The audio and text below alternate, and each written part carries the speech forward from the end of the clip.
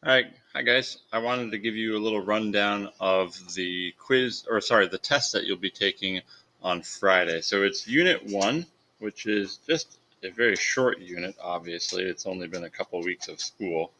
I'm calling it a test because it is comprehensive, okay? This unit test is going to be worth 30 points altogether, which, by the way, is equivalent to your labs that you've already done. So just be aware, tests and labs tend to be about equally weighted, so that's kind of neat. All right, so things that you're going to need to know for this test. First off, density. Density was a topic that we covered a lot, and we did a lab completely on that topic. We did basic calculations of density. You might recall this triangle, D, M, and V. To calculate density, it's mass divided by volume. You can also rearrange that to solve for other things. Okay, so density, doing the math behind it. Remember, if you cut something in half, the density will not change. Okay, and I'll just write that here, no change. That's important. Okay, it doesn't matter how big or small your object is. If it's the same material, it's going to have the same density. Now, if you heat something up, I'll just say change temperature, then the density will change. It's like a hot air balloon, right? The air becomes hot and therefore spreads out. The volume increases and therefore it gets less dense. So if you change the temperature, then you change the density. Okay?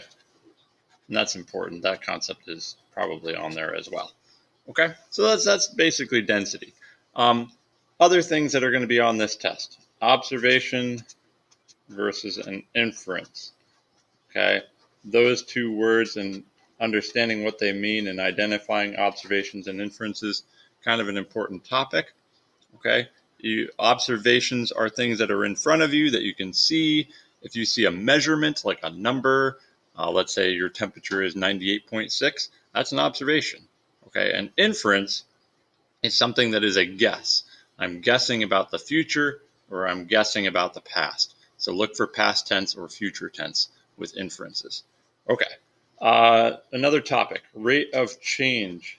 That's a calculation which you were doing on your lab, this graphing lab. Rate of change is equal to the change in field value, FV, over time. Change, by the way, the symbol for change is this little triangle here. So we're subtracting the final number minus the beginning number, dividing that by time, and that'll give us the rate of change. You did some practice questions with that in your workbook on page 33, and you've done some practice on your lab as well in your graphing lab. So rate of change, you're going to have to calculate some rate of change problems. Okay, another topic that's on there is graphing. You are going to be interpreting a graph, and you should definitely know your four graphing relationships. Remember, there are four of them, and I'll draw them here. Graphing relationships. One is direct, right? We call that direct, and you can see it's got a nice positive slope. We have inverse, where it has a negative slope. Okay, it slopes downward like that, where one thing is increasing, the other one's going down. Direct is up and up.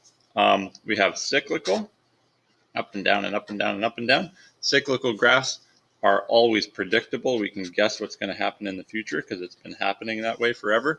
And then we also have our static graph. A static means there is no relationship, there's no change. It's kind of like density and volume. If you put density here and volume, it would stay the same, right? So the different graphing relationships are important as well. Okay, now altogether, there are a total of 10 multiple choice. I'm going to write 10 MCQs for multiple choice questions. And there are 8 short answer. Okay. And it's a total of 30 points.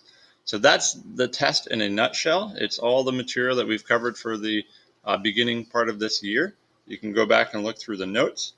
Also, a good thing to look at for getting ready for this thing if you want to study something. Chapter 1 review. That's something that you did for homework. The Chapter 1 review was from the textbook. The entire chapter covers everything that we talked about. So I would say study this. Okay, go through that again. Even redo the questions if you have to. So study Chapter 1 review.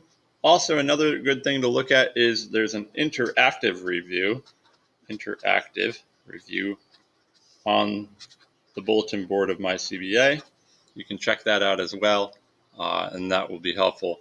Specifically, I think I said questions 1 through 7 at the very beginning. Those are pretty decent questions related to what we're talking about. You can also look back through the workbook on some of the pages we've done already. We've done some questions on density, and we've done some questions on rate of change. So you could look back through the workbook for those questions as well. Okay, so I'll write that down. ESRT workbook. Okay, you can use that and do some of the questions that are there.